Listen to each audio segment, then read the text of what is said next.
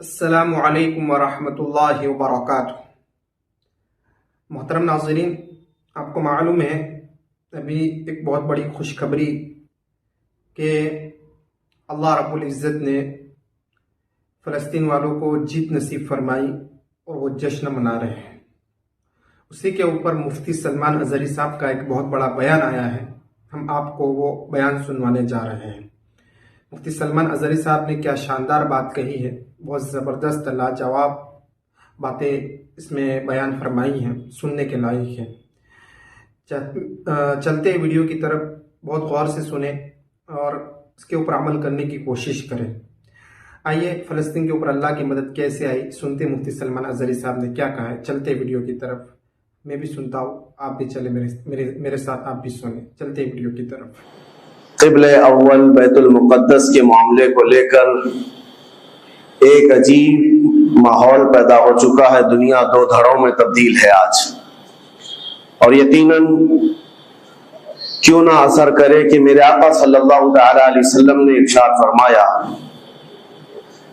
بیت المقدس جس زمین پر آباد ہے، حضور پاک صلی اللہ علیہ وسلم کے فرمان علی شان کا مفہوم ہے سید البقاع، یعنی زمین کا جو سردار علاقہ ہے وہ بیت المقدس کا علاقہ ہے۔ مسجد اقصی جہاں پر آباد ہے اس کو سید البقاع کہا گیا ہے، اور یہ بھی روایت میں ملتا ہے سید الصخرہ، گنبدوں میں اگر کوئی سردار گنبد ہے تو وہ بیت المقدس کے لیے کہا گیا ہے۔ اور قرآن نے یہ فرمایا الذی بارکنا حولہ، مسجد اقصی کے متعلق فرماتا ہے رب تعالیٰ کہ وہ مسجد اقصی جس کے ارد گرد ہم نے برکتیں رکھی لنریہ من آیاتنا، تاکہ ہم اپنی نشانیاں انہیں دکھائیں۔ تو یہ اللہ تبارک و تعالیٰ کی اس مقدس سرزمین جس کو ارض مقدس کہا گیا ہے، نام ہی میں مقدس موجود ہے، اور یہ آج سے نہیں بلکہ روایت میں ہے خانہ کعبہ کی تعمیر کے فوراً بعد حضرت ابراہیم علیہ السلام نے بیت المقدس کی تعمیر فرمائی، اور ہزاروں انبیاء اکرام علیہ السلام کا وہ قبلہ رہا اور وہ ان کی مرکز عبادت بھی رہا، اور ایک نہیں تقریباً 30,000 کے قریب انبیاء اکرام علیہ السلام مسجد اقصی کے ارد گرد دفن ہیں، آرام فرمائیں۔ جہاں اللہ کا ایک ولی دفن ہوتا ہے وہ برکت کی جگہ ہے، اور جہاں 30,000 نبی دفن ہوں، اور وہ بھی اولو العزم پیغمبر حضرت ابراہیم علیہ السلام، حضرت اسحاق علیہ السلام، حضرت یعقوب علیہ السلام، حضرت موسیٰ علیہ السلام، حضرت زکریہ علیہ السلام، یہ سب وہ انبیاء کرام علیہ السلام ہیں جو رسولان اعظام بھی ہیں، شریعت والے ہیں، یہ سب بیت المقدس کے ارد گرد ہیں۔ یہاں پر کچھ بھی اثر ہونا پوری دنیا پر بھی اس کا اثر پڑتا ہے، اور آج ہم دیکھ رہے ہیں جو حالات پوری دنیا میں پیدا ہوئے ہیں، اور چاہے وہ یورپ ہو کہ امریکہ ہو، افریقہ ہو کہ رشیا ہو، عرب ممالک ہو کہ ہند ہو، ان سب کو کچھ نہ کچھ کہنے کی آج ضرورت پیش آ رہی ہے۔ کیوں؟ اس لیے کہ وہ ایسا سینٹر ہے، ایسا تقدس ہے وہاں پر جس میں پوری دنیا انوالو ہو ہی جاتی ہے، اور برسوں سے لے کر وہ جنگ کا میدان رہا، اور حضور پاک صلی اللہ تعالی علیہ وسلم نے بیت المقدس کے لیے کیا فرمایا؟ صحابہ نے جب اس زمین کے بارے میں پوچھا تو میرے آقا نے فرمایا وہ حشر و نشر کی جگہ ہے، حشر و نشر کی جگہ ہے، یعنی قیامت کے قریب سارے لوگوں کو ادھر ہی ہانک دیا جائے گا اور قیامت وہیں آنی ہے۔ حشر و نشر کی جگہ ہے، حضور پاک صلی اللہ تعالی علیہ وسلم نے فرمایا، اور فرماتے ہیں میرے آقا ہو سکے تو تم جا کر اس میں نماز پڑھ لو، اس لیے کہ اس کی ایک نماز دوسری مسجدوں کی 1000 نمازوں سے افضل ہے۔ یہ مسجد اقصی کے متعلق میرے آقا صلی اللہ علیہ وسلم کا فرمان علی شان ہے۔ پھر صحابہ اکرام نے پوچھا کہ اگر کوئی جا نہ سکے میرے آقا بیت المقدس اور نماز پڑھنے کی اس کو استطاعت نہ ہو وہاں جا کر تو کیا کرے؟ حضور اکرم صلی اللہ علیہ وسلم نے فرمایا کم از کم تیل کا ہدیہ تو بھیج دے تاکہ وہاں چراغ جلانے کے کام آئے۔ یہ حدیث پاک میں ابن ماجہ کی حدیث ہے۔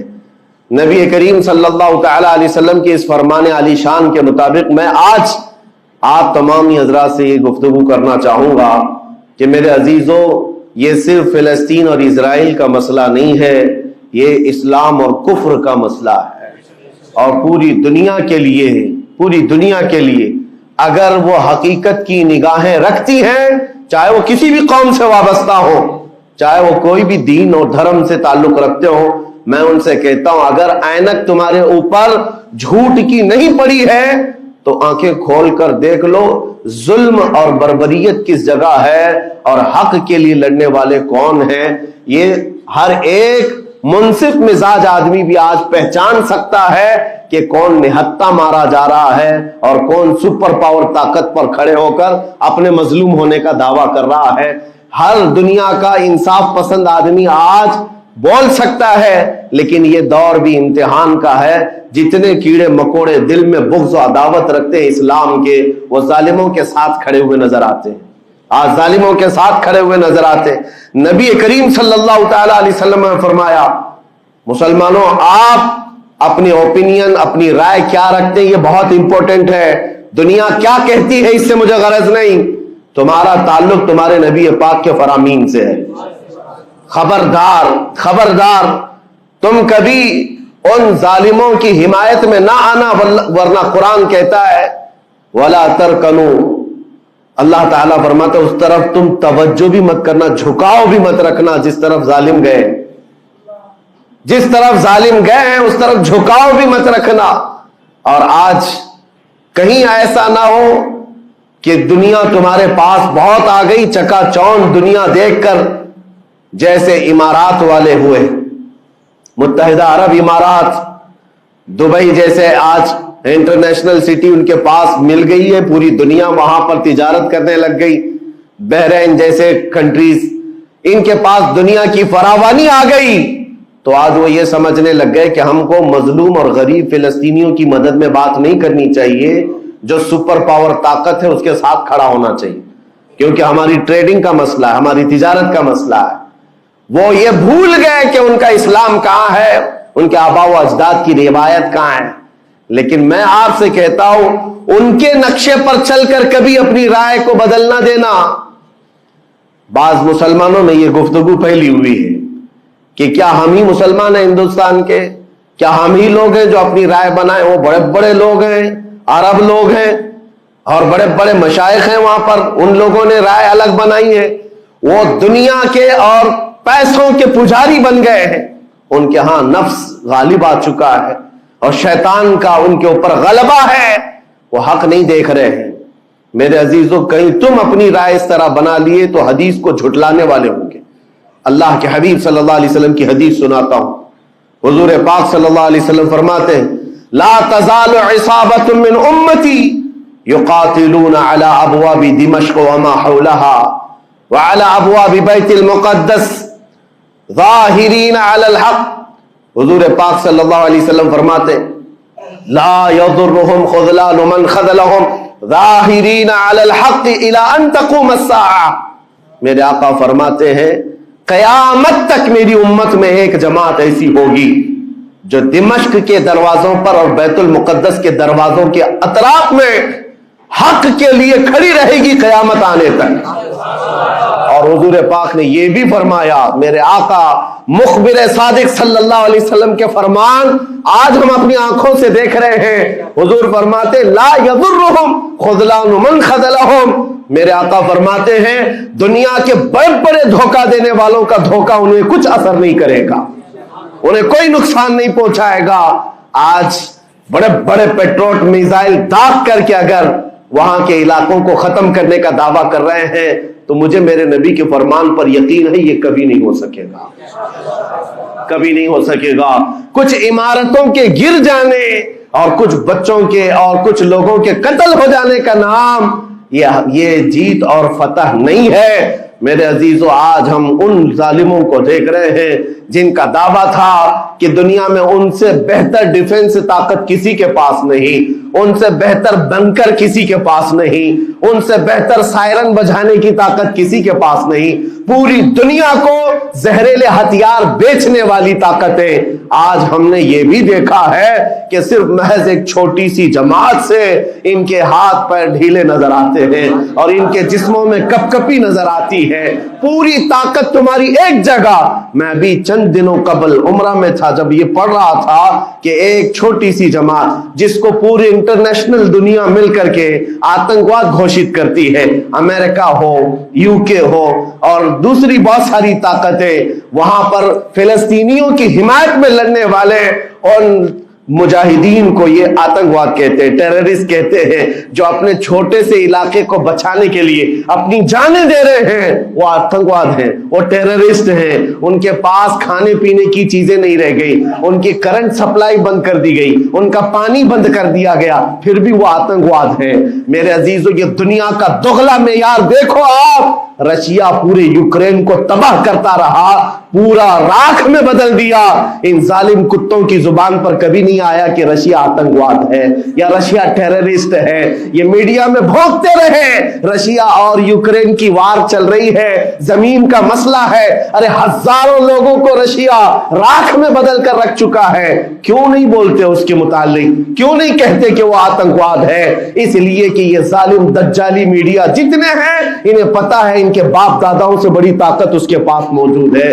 طاقتوں کی پوجا کرنا اور بڑی بڑی طاقتوں کو سلام کرنا یہ ان کی فطرت میں داخل ہے. اور ہم الحمدللہ مسلمان ہر وقت یہ فیصلہ رکھتے ہیں کہ جو غریب ہے, جو مظلوم ہے, وہ چاہے ایک سکہ بھی نہ رکھتا ہو, ہم اس کی حمایت میں ہمیشہ کھڑے رہتے ہیں. یہ اسلام کی خاصیت ہے. ہم طاقت و قوت اور تخت کو دیکھ کر کسی کی حمایت میں نہیں کھڑے ہوتے, بلکہ حق و باطل کو دیکھ کر اگر مظلوم چھوٹی سی جگہ پر بھی ہے تو ہم اس کے ساتھ کھڑے ہیں. اسلام میں ہو یا نہ ہو, اگر وہ مظلوم ہے تو اس کی آواز ہم اٹھاتے ہیں. عزیزان گرامی وقار, جس کو اپنی طاقتوں پر خوب بھروسہ تھا, میں ایک بات عرض کرتا ہوں مسلمانوں, آج جاگنے کی ضرورت ہے, بیداری کی ضرورت ہے. تمہارے دماغوں پر یہ پٹی ڈالی گئی ہے اور یہ بٹھایا گیا ہے ان کے پاس بہت بڑی بڑی طاقتیں, تمہارے ادھر ادھر کرنے سے کچھ نہیں ہوتا, تمہاری آواز اٹھانے سے کچھ نہیں ہوتا. رب تبارک و تعالیٰ نے تمہیں یہ ظاہر کر دیا کہ میں ابھی پڑھ رہا تھا اس چھوٹے سی علاقے میں غزہ پٹی میں بڑی بڑی دنیا کی 4 تنظیمیں, خفیہ خبر رساں ایجنسیاں موجود ہیں جو ان کی خفیہ خبریں ہر وقت پہنچاتی ہیں. وہ اسرائیل کی بھی ہے, امریکہ کی بھی ہے اور سعودی عرب کی بھی ہے اور ایجپٹ کی بھی ہے. 4 بڑے بڑی کنٹریز کی خفیہ ایجنسیاں کام کر رہی ہیں اور سب کی سب خفیہ خبر رساں ایجنسیاں فیل ہو گئی, ناکام ہو گئی. اس کے باوجود اسرائیل کے درندوں کو یہ وحشتناک چیز دیکھنی پڑی. دنیا آج اس میں حیرت میں ہے کہ ایسا کیسے ہو گیا, ایسا کیسے فیل ہو گیا, یہ سسٹم کیسے کام نہیں کر سکا, ہمیں پہلے سے اطلاع کیسے نہیں ملی.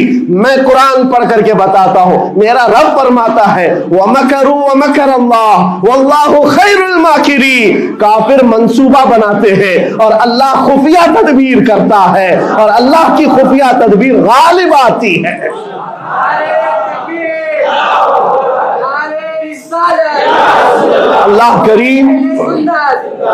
اللہ کریم جب خفیہ تدبیر فرماتا ہے سارے سسٹم فیل ہو جاتے ہیں, دنیا کی طاقتیں ہیچ ہو جاتی ہیں.